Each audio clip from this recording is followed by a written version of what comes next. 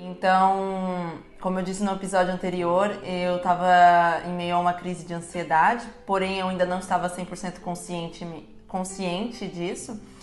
E em meio a essas muitas viagens que eu fazia, né, pelo Brasil, ministrando os cursos de maquiagem, eu vim ao Rio de Janeiro, acabei estendendo o final de semana com umas amigas aqui e foi muito divertido, eu me sentia pertencida a essa cidade, eu sempre amei o Rio.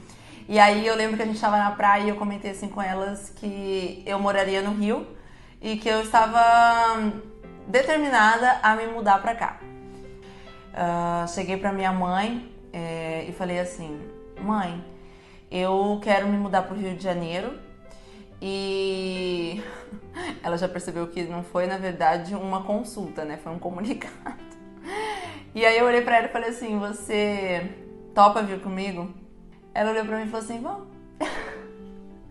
Eu falei: bom, então, né, se tô com a aval da minha mãe, então é porque é pra ser. E aí, quando eu cheguei aqui, me deparei com essa realidade, onde eu tava com dificuldade de me sustentar, né, de arcar com os custos que eu tinha, de honrar com os compromissos financeiros que eu tinha assumido, né, até porque eu quis manter o mesmo padrão de vida que eu tinha no Sul, né, numa cidade mais pacata, digamos assim. E aí começaram a vir as turbulências, né? Então a minha agenda diminuiu, enxugou muito, a procura por mim também, pelo meu trabalho, começou a reduzir. E assim, lá em Maringá, eu já tinha meu nome, meu espaço. Aqui eu era mais uma, né? Na verdade, eu não era ninguém, né? Uma cidade com milhões de habitantes, com inúmeros profissionais. E aí o meu sonho começou a se tornar um pesadelo, onde eu estava perdendo o controle, e da ansiedade eu fui para a depressão. Eu passei por um ano bem difícil, sabe? Com algumas decepções, alguns desapontamentos, né? Acredito que eu também decepcionei algumas pessoas por não estar bem, por estar enfrentando essa fase. E eu me endividei, eu sujei meu nome, eu tive que entregar a sala que eu tinha recém-alugado, né? Tinham 3 meses e o contrato era de 24 meses, eu precisei pagar uma multa onde eu perdi muito dinheiro também. Eu precisei voltar a atender dentro de casa, né? Como eu comecei, no caso ali já tinha uns 4 anos, e aí eu tive que regredir, né? Voltar para trás. Também não tinha como voltar para Maringá, porque eu não tinha nem o dinheiro para pagar o caminhão de mudança para voltar e nem para pagar a multa do contrato de aluguel do meu apartamento. Com o nome sujo, eu não tinha perspectiva para a semana seguinte.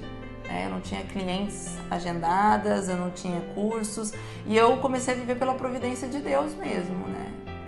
As coisas aconteciam de uma semana para outra. Eu precisei pedir dinheiro emprestado para alguns familiares. Todas as economias que a gente tinha, né, a reserva que a gente tinha, a gente acabou usando para se manter nesse período dentro daquilo que faltava.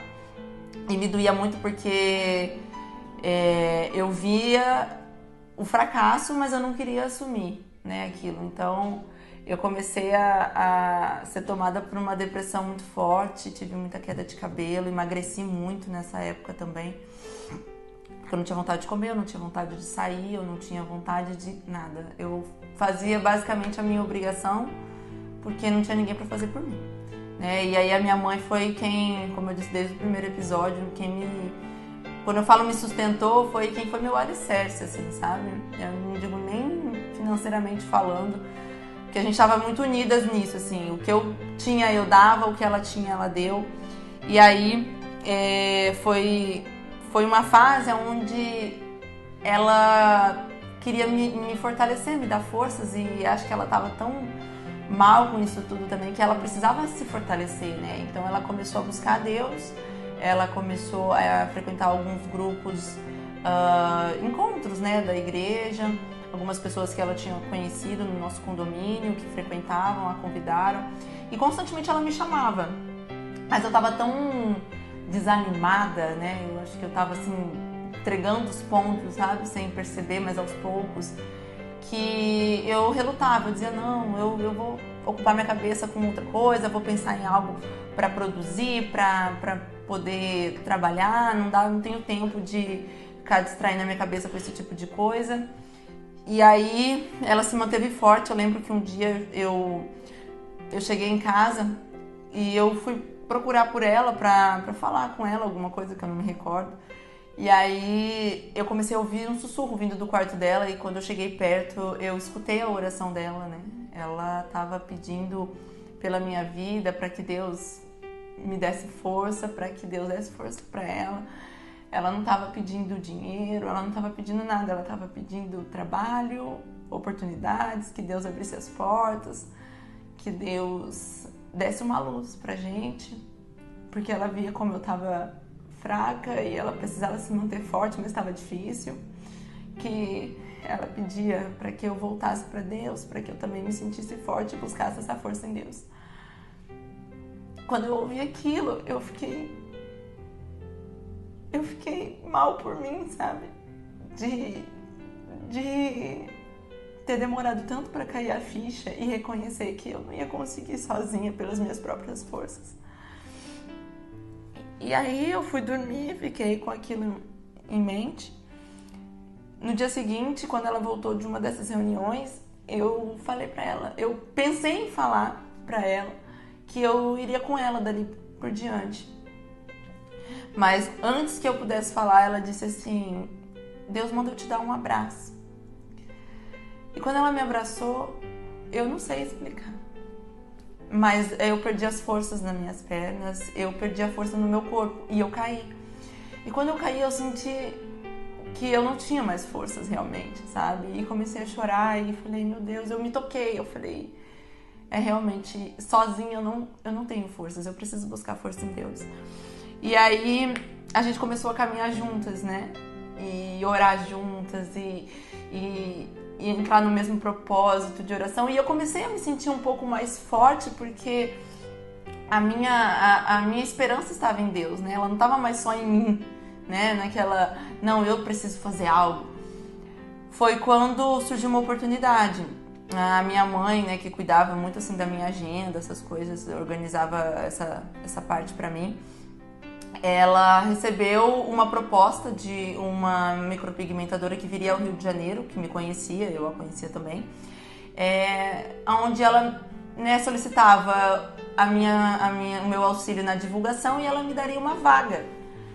Só que quando a minha mãe me trouxe essa proposta, com o ar de quem está sugerindo, eu disse, não mãe, eu não quero mexer com isso, a minha praia é outra. Meu Deus, minha mãe, você inventa cada coisa, meu Deus. E aí é engraçado que a gente pede, né, para Deus nos abençoar ou para Deus nos dar uma luz, e quando a oportunidade chega, a gente rejeita. Muitas vezes porque na nossa mente limitada é só aquilo que a gente espera é bênção. Aquilo que Deus quer nos dar, sem que seja o que nós imaginamos ser o melhor para nós, a gente rejeita. Só que aí eu tinha me comprometido em divulgar, né? Então eu falei assim, bom, não é um trabalho excelente como eu vejo, né, por aí, mas eu vou divulgar o resultado. E aí eu postei. As pessoas começaram a interagir comigo dentro daquela novidade e a procurar pelo meu serviço. Eu falei assim, esse povo tá maluco. Eu falei, imagina, nunca que eu vou começar a atender. Eu fiz o curso semana passada. Essas pessoas estão loucas que eu vou começar assim, né? Não me sinto segura, não me sinto preparada, não é o momento. Então, assim, pela segunda vez eu relutando, né? A chance batendo ali na minha porta e eu, não, isso não é pra mim, não é agora, isso não é o momento. E aí, no dia seguinte, eu recebi uma ligação. Eu atendi, era o banco me cobrando uma dívida de 14 mil reais. E aí eu desliguei o telefone, eu falei, meu Deus, como eu vou pagar isso? Da onde eu vou tirar? E aí, no mesmo momento, a minha mãe me olhou, eu olhei pra ela e disse, pode agendar todo mundo que tá interessado, que é a minha única saída. E foi o que eu fiz. Eu, mesmo com medo, eu fui, né? Eu espero que as pessoas não precisem de uma motivação como uma dívida, né? Ou um problema grave para tomar a iniciativa como eu precisei um dia.